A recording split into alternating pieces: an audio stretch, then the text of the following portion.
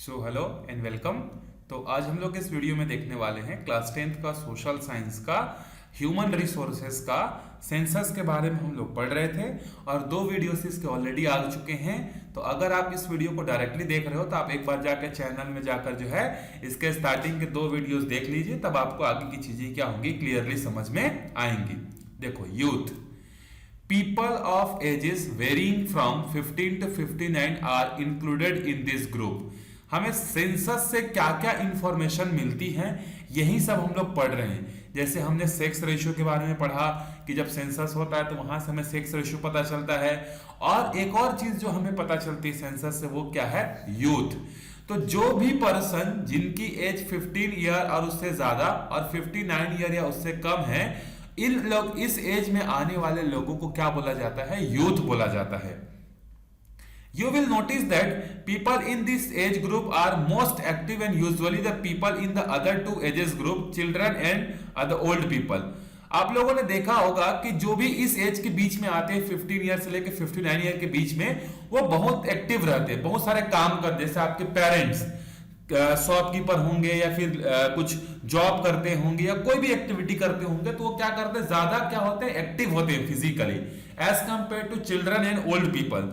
जो बच्चे होते हैं उनके पास उतना ज्यादा नॉलेज नहीं होता है, तो वो क्या करते हैं, काम वाम नहीं करते हैं। जो ओल्ड एजेस होते हैं उनके पास नॉलेज होती है, लेकिन उनका जो फिजिकल स्ट्रक्चर जो होता है वो क्या हो गया रहता है, उनको सपोर्ट नहीं करता है, फिजिकली वो वीक होने लगते हैं। तो सबसे ज्यादा जो एक्टिव एज के जो लोग जो होते हैं वो क्या होते हैं, 15 से 59-60 के बीच के लोग जो है होते हैं। This age group is more mobile also. लेकिन ये जो एक और एज ग्रुप है ना, मोबाइल का मतलब होता है जो मूव करते हैं। इस एज ग्रुप की एक डीमेरिट क्या है कि ये बहुत ज्यादा क्या करते हैं, अपने आप को एक लोकेशन से दूसरा लोकेशन जो है शिफ्ट जो है करते रहते हैं।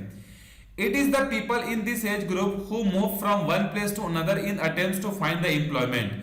एम्प्लॉयमेंट को फाइंड करने के लिए क्या करते हैं, एक जगह से दूसरी जगह जो है शिफ्ट करते हैं। जैसे हमारे छत्तीसगढ़ के लोग ही क्या होते हैं, जब क्रॉपिंग मतलब धान की कटाई वगैरह का सीजन खत्म हो जाता है तो वो क्या करते हैं, एम्प्लॉयमेंट के लिए जो है तो सिटीज की तरफ जाते हैं, या दिल्ली, मुंबई, जम्मू कश्मीर, ये सारे जगहों पर जो है क्या करते हैं, काम करने के लिए जो है उन लोग जाते हैं।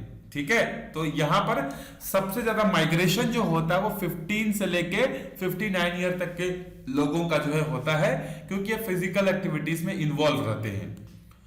सेंसस से एक और इंफॉर्मेशन हमें मिलती है जिसको बोलते हैं ओल्ड एज ग्रुप।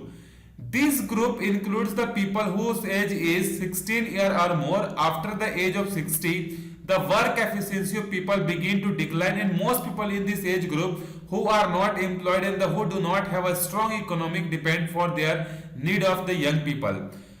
ये जो ओल्ड एजेस के जो ग्रुप होते हैं उसमें 60 ईयर या उससे ज्यादा एजेस के लोग जो है आते हैं, और ये जो इस एज की कैटेगरी के जो लोग होते हैं इनकी जो वर्क एफिशिएंसी जो होती है वो क्या होती है, धीरे धीरे धीरे धीरे जो है डिक्लाइन होने लगती है।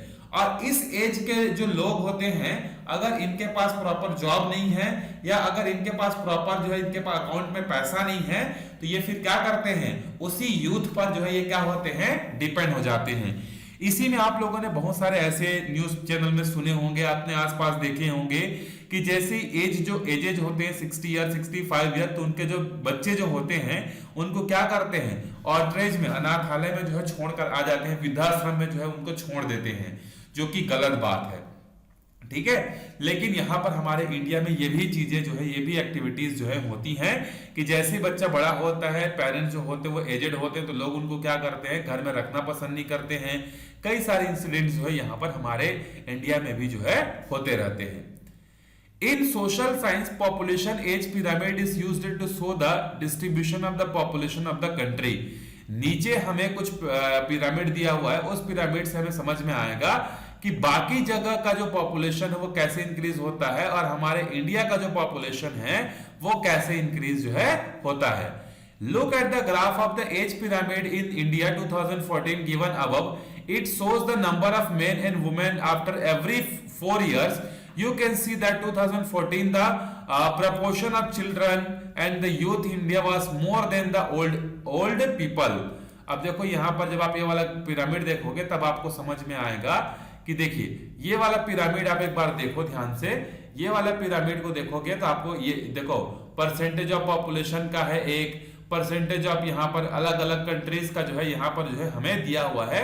तो हमें जो फोकस करना है वो हमारे इंडिया पे जो है फोकस जो है हमें करना है कि यहाँ पर किस तरीके से जो है अलग अलग कैटेगरी के लोग हैं, अलग अलग एजेस के लोग हैं, किस तरीके से उनका जो है डिपेंड जो है वो होए। ठीक है, तो एक बार ध्यान से हम लोग देखते हैं। ये देखिए, ये पिरामिड है हमारा। इधर देखो पिरामिड में यहाँ पर क्या है, मेन है और यहाँ पर क्या है, वुमेन्स है। तो उनका मेन और वुमेन्स का जो है एजेस कैटेगरी आप यहाँ पर देख लो किस तरीके से इधर वेरिएशन जो है हो रहा है। तो यहाँ अगर 0 है तो देखो यहाँ पर 50% ऑलमोस्ट क्या है, मेन है पहले और 50% वुमेन है। फिर इनके बीच में इस तरीके का गैप जो है क्या होते जा रहा है, बढ़ते जा रहा है। और पिरामिड में जो है सबसे ज्यादा जो है कहां से लेके कहां तक है, यहां से लेके देखो आप 59 एजेस के बीच में जो है सबसे ज्यादा लोग जो है यहाँ पर जो है हमारे एग्जिस्ट जो है करते हैं। ये देखिए ये वाला पिरामिड हमारा। ठीक है, तो वो उसी चीज को बता रहा है कि आप पिरामिड को देखकर समझ सकते हो कि किस तरीके से जो लोग हैं उनका एजेस जो है कितना है करके। Even in the youth age group, of proportion of people under 20 year of age was higher than that of people in any other age group.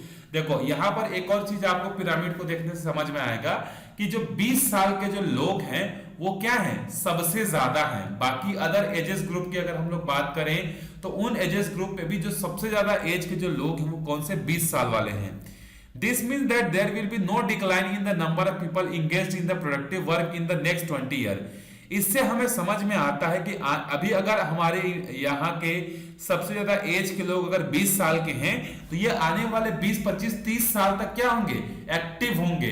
तो हम लोग यहाँ पर ये इंश्योर हो सकते हैं कि जिस भी कंट्री में जो है जितने यंग लोग होंगे उस कंट्री का फ्यूचर उतना ही ब्राइट होगा, क्योंकि जितने यंग लोग होंगे वो फ्यूचर में उतने लंबे समय तक काम कर सकेंगे।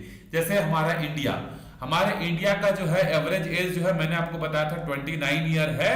और अगर हम लोग 60 ईयर की बात करके अगर चलते हैं तो 30 साल तक हमारे यहाँ जो है वर्क पॉपुलेशन जो है हमेशा अच्छी रहेगी। वहीं पर जापान की अगर हम लोग बात करें तो जापान में ओल्ड एजेस के लोग ज्यादा हैं, वहां यूथ पीपल कम है। तो वहां पर आर्मी के लोगों के लिए जो है रिक्रूटमेंट होती है तो आर्मी के जो वैकेंसी होती है वो फुलफिल नहीं हो पाती है, क्योंकि वहां पे एजेस के ज्यादा लोग हैं।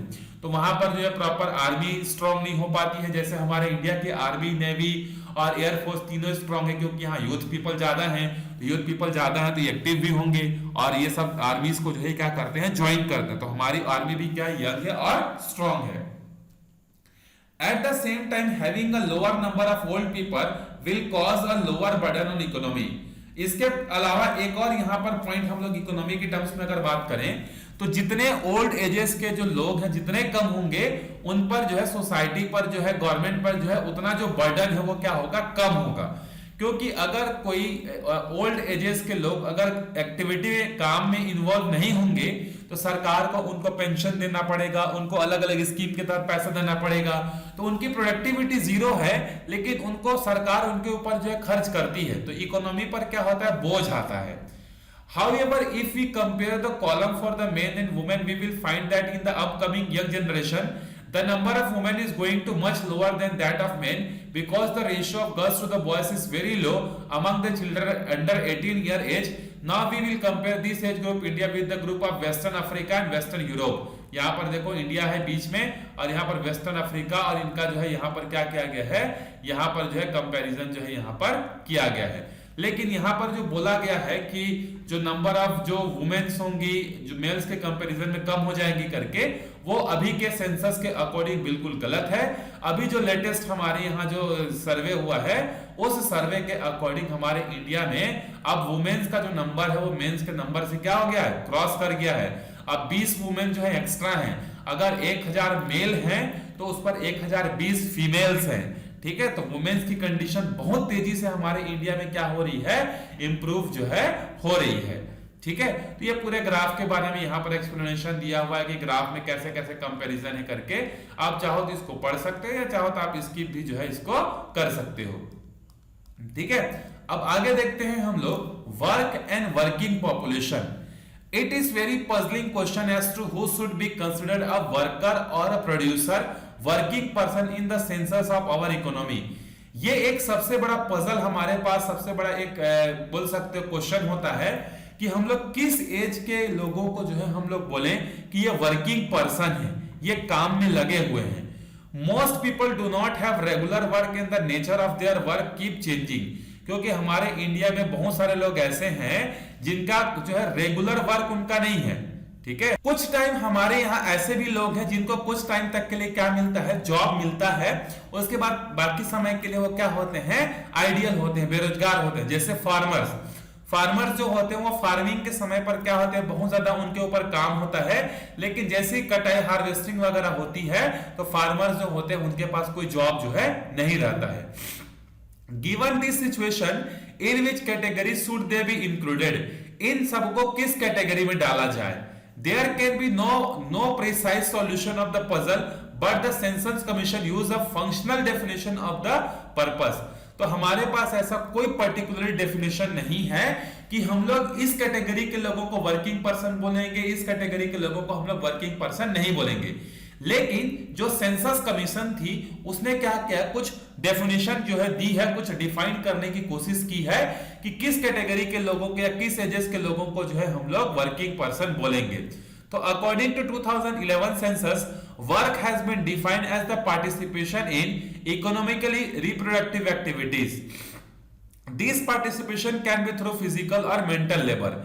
तो यहां पर जो है 2011 सेंसस के अकॉर्डिंग वर्क को डिफाइन किया गया है कि कोई भी आदमी अगर इकोनॉमिकली क्या है, प्रोडक्टिव एक्टिविटीज में लगा हुआ है, मतलब पैसे की प्रोडक्टिविटी या फिर किसी भी चीज की बेनिफिट प्रॉफिट कामों में लगा हुआ है, चाहे वो फिजिकल लेवल पर हो चाहे वो मेंटल लेवल पर हो। जैसे जो लेबर होते हैं, जो लेबर जो होते हैं वो फिजिकली जो है क्या करते हैं, इकोनॉमिक में कंट्रीब्यूट करते हैं, लेकिन जो सॉफ्टवेयर इंजीनियर होते हैं, जो इंजीनियर्स होते हैं, वो अपना मेंटल यूज करके जो है क्या करते हैं, इकोनॉमी में जो है कंट्रीब्यूशन जो है करते हैं। तो यहां पर जो है फिजिकल भी होता है और मेंटल भी जो है इकोनॉमी में जो है लोग कंट्रीब्यूट जो है करते हैं। तो जो भी चाहे फिजिकली हो चाहे मेंटली, जो भी इकोनॉमी में कंट्रीब्यूशन कर रहा होगा उसको वर्किंग पर्सन जो है हम लोग बोलेंगे। As a broad category, work includes not only the actual productive activities but also the job of supervision and management. इसके अंतर्गत ऐसे भी जॉब्स आते हैं जिनका काम सुपरविजन का होता है, मैनेजमेंट का काम होता है, सब इंक्लूड होते हैं। It also includes part-time help in farming, household enterprise or any other economic activities or even unpaid works. इसमें वो सारी चीजें भी आ जाती हैं जो हाउस होल्ड में होती हैं, जो फार्मिंग में होती हैं, सब इंक्लूड होती हैं। In this way, all those engaged in the activities mentioned above are workers. ऊपर में जो भी बातें बताई गई, जो भी इस तरीके के एक्टिविटीज में इन्वॉल्व होगा उसको क्या बोला जाएगा, उसको जो है वर्किंग पर्सन जो है बोला जाएगा। Even the people completely engaged in farming or milk production for domestic consumption are considered as a worker by performing daily household chores such as cooking, fetching, water, talking care, children, house cleaning. This is not considered productive work. इन सब चीजों को जो है productive work के under में जो है count जो है नहीं किया जाता है, ठीक है। जैसे बच्चों का देखभाल करना, घरों की साफ सफाई करना, ये कुकिंग करना, ये इकोनॉमी में कंट्रीब्यूशन नहीं करते, इसीलिए जो है इसको इसमें इंक्लूड जो है नहीं किया जाता है। According to 2011 census, 30% of people are mainly engaged in the productive work and the 10% people are partially engaged in the productive work. About 60% of the people are not engaged in the productive work. 2011 के census के according अगर हम लोग बात करें तो सिर्फ और सिर्फ हमारे इंडिया में 30% लोग ऐसे हैं जो कि प्रोडक्टिव काम करते हैं, और 10% लोग ऐसे हैं जो कि पार्शियली प्रोडक्टिव हैं, और 60% लोग ऐसे हैं जो कि क्या है, प्रोडक्टिव में जो है इंगेज्ड जो है नहीं है। The situation is somewhat different in Chhattisgarh में थोड़ा सा जो सिचुएशन है वो डिफरेंट है। यहां पर जो है 32% जो है क्या है, 32% पीपल जो है वो मेनली इंगेज्ड है, थोड़ा सा 2% ज्यादा है, ये प्रोडक्टिव वर्क में है। while about 16% people partially perform the productive work and 52% people are not engaged in the productive work. मतलब इंडिया से अगर हम लोग कंपेयर करें नेशनल लेवल से, हमारा छत्तीसगढ़ का परफॉर्मेंस जो है वो क्या है, ठीक है, ठीक है। तो इस वीडियो में हम लोग यही तक देखेंगे। अगले वीडियो में हम लोग स्टार्ट करेंगे कि जो सेंसस जो होता है उससे हमें एक और इंफॉर्मेशन मिलती है जिसको बोलते हैं लिटरेसी रेट। ठीक है, कितने पढ़े लिखे लोग हैं उसमें जो है हमें जानकारी जो है मिलती है, तो उसको अगले वीडियो में हम लोग देखेंगे। तब तक अच्छे से पढ़ते रहिए, वीडियो को शेयर कीजिए, मिलते हैं अगले वीडियो में।